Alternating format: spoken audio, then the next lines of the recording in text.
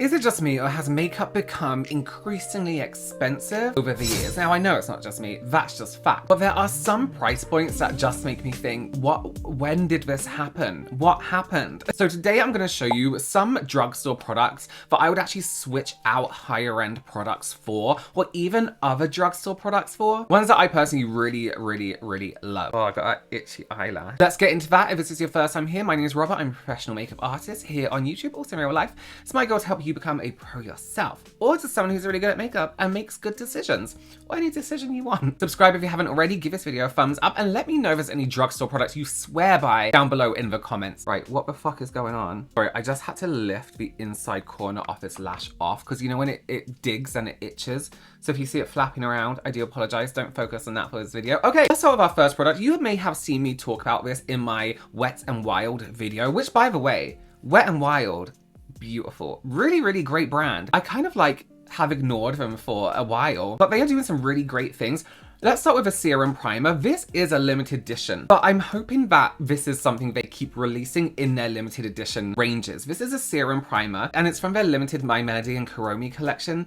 This is beautiful. If you want a really lightweight serum primer, nothing that's like silicone-y or putty-like or anything like that, just almost like a hyaluronic acid-esque feeling to the skin, where your skin just has this plumpness, this smoothness to it, this really nice kind of texture, perfect for foundation. This is a great one to go for. This is about $9, but this is huge, and one pump on the back of your hand does a full face, and you even have a little bit extra. It has a really nice kind of natural glow to it without being glittery or shimmery, and for me it's just one of the best primers I've used in a really long time. So if you are looking for a new primer, perhaps those grippy primers don't work for you, perhaps those like pore filling primers don't necessarily work for you. Not saying they don't work for anyone, but perhaps they don't work for you. I always say to just use a hyaluronic acid as your primer.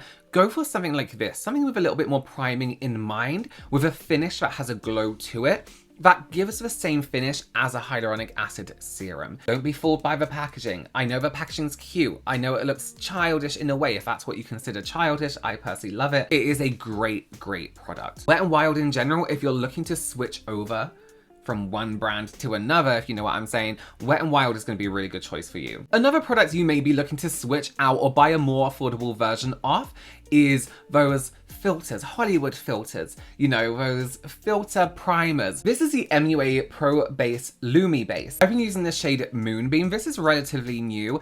This, you're gonna be like, bullshit, but let me tell you, I have tried the Charlotte Tilbury, what's it called? Is it Flawless or Hollywood filter?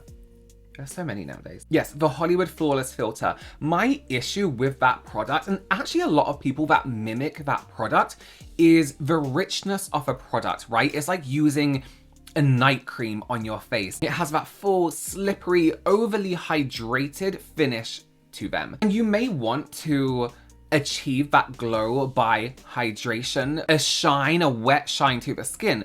But for me, that's not what I like. I want my bases, I want my primers, I even want my skincare before makeup to be as minimal as possible while giving me maximum results and the look I want. This is different to any of those illuminating glowy filters, bases I have tried, in a way that it is not overly hydrating. They describe it as a lightweight triple swelled formula that color corrects, brightens, and primes the skin for a smooth, glowy makeup application. And it really is lightweight. If you find these bases usually too much, sometimes they feel like night masks, you know, sticky on the skin.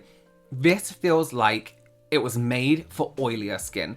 I think it will sit great on any skin type. It just doesn't leave that layer of moisture on the surface of the skin. It almost dries down, but gives you a beautiful, luminous glow. It's not glittery, it's not shimmery, it is a glow. It's about £6, $6, and they actually do a really nice shade range as well, considering this isn't a foundation. It's not for coverage, which I think a lot of people think these bases are. I think they think they're like a CC cream or a BB cream. It's meant to just be like the sheer veil of glow. So I know e.l.f. had a popular dupe, but let's be real, not many people want to use e.l.f. now, including myself. This is an even better alternative. The formula, the finish of this is for me. I think it's absolutely absolutely stunning. Let's talk about eyebrows for a moment. I cannot find this anywhere and I'm really pissed off. I think I might have left it in a hotel, it's in a suitcase, it's in a makeup bag somewhere. The L'Oreal Paris Infallible Faux Brow Tint Pen. I had to read that name because it's so long. When I first saw this, you may know that I was like, this looks terrible. I don't know, I don't want to use this. I think it will look really bad. I saw it one day. I was in Amsterdam and I picked it up and I was like, no, I'm gonna give it a go. Loved it. Loved it. So I put down like a brow wax in my brow and then I pen or pencil on top or powder on top. Sometimes pens can absorb or dry out as soon as it touches the wax in my brow. It doesn't absorb the wax, sorry, it just dries out. So then I can't use it because some of the wax is on the pen, and it's fine to use once if I give it a little bit. This doesn't do that. This draws line by line. It's beautifully thin. There's just enough pressure that I can do really delicate strokes, especially when it comes to like the inside of the brow here and I want to do fine lines. Or maybe you have sparser brows and you want to do fine lines. This is a really, really great tool to create those looks. I absolutely adore this and I regretted talking shit about it. So this is usually about £11, £12, $11, $12, which honestly, in my opinion, is quite expensive for a drugstore brand brow product. But the reason I'm putting this in here is because the results you get from it. It's not like a regular drugstore product. The formula feels different, the precision feels different.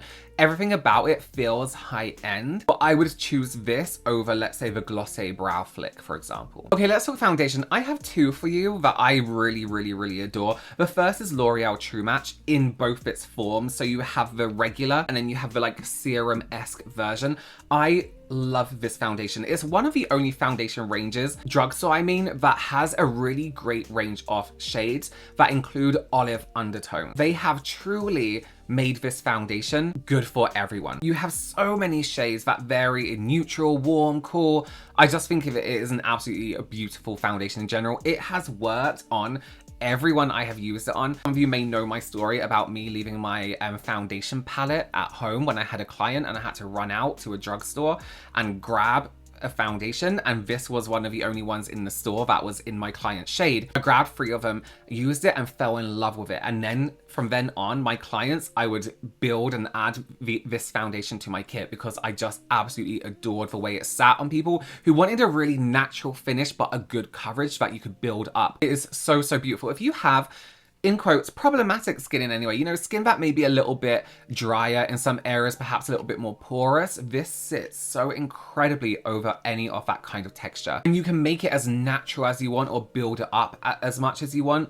Yeah, just one of my favorites. The serum version as well is like tinted water. So you'll see that the shade range is a lot smaller because it is that much of a tint, but I could choose a shade and I can be 3 shades lighter, 3 shades darker, or even more, and it will blend beautifully and neutralize that skin tone.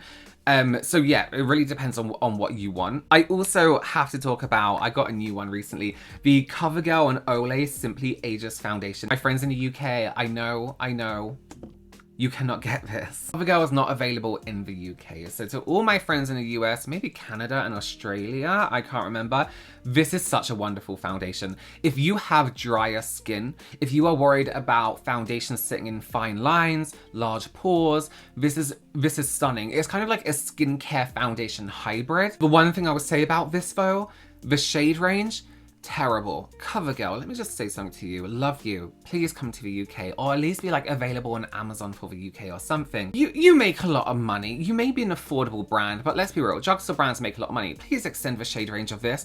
This on a deeper skin tone would look phenomenal. It would look absolutely beautiful. Granted, the coverage isn't so heavy that the shades have to be so precise down to the tiniest bit, you know, but you can go deeper and even lighter, to be fair.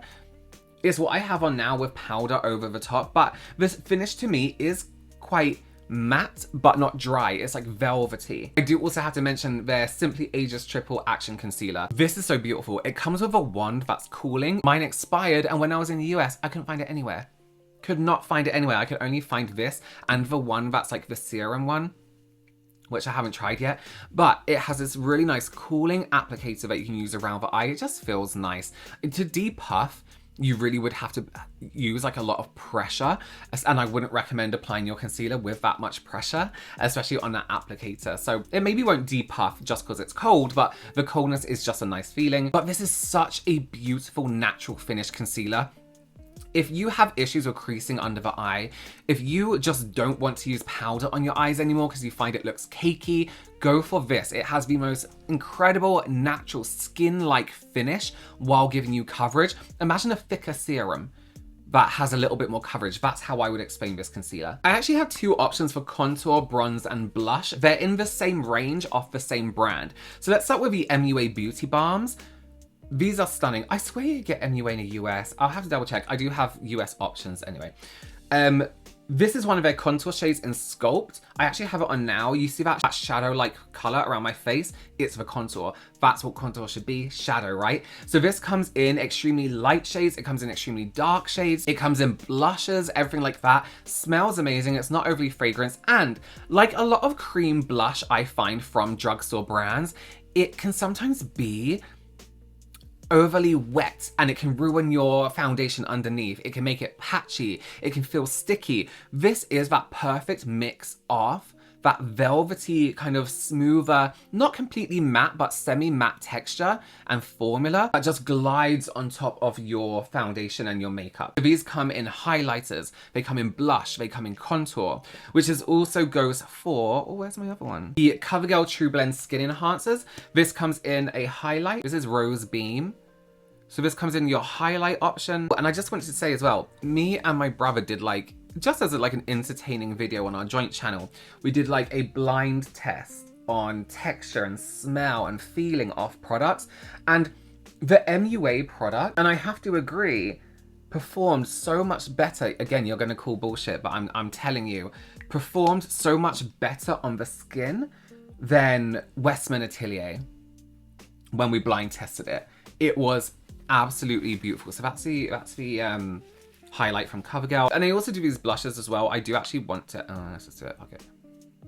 I was gonna do a powder, but this goes with the eye makeup, which you can use with a brush, you can use it with your finger. The formula of this is a tiny bit more, no, I'm not gonna say it's stickier than the MUA because it's not sticky in any way. The MUA just feels matter. I'd say any of them are better than each other. You just have a different shade range in each. Just have different color options in each, which is really nice. I feel like MUA do well at catering for the majority of skin tones in terms of their contours. So if you're looking for a drugstore contour that is for your fairer skin tone, for your deeper skin tone, the MUA versions are better to go for. So I just had to adjust my lights. Okay, so let's finish up on a powder that I have actually got rid of a lot of my other powders just to use this one. This is the NYX Wonder Snatch Lifting Setting Powder. We're gonna ignore the lifting. We're gonna ignore the, oh, it's so snatched claims, because that depends on positioning and all this kind of stuff.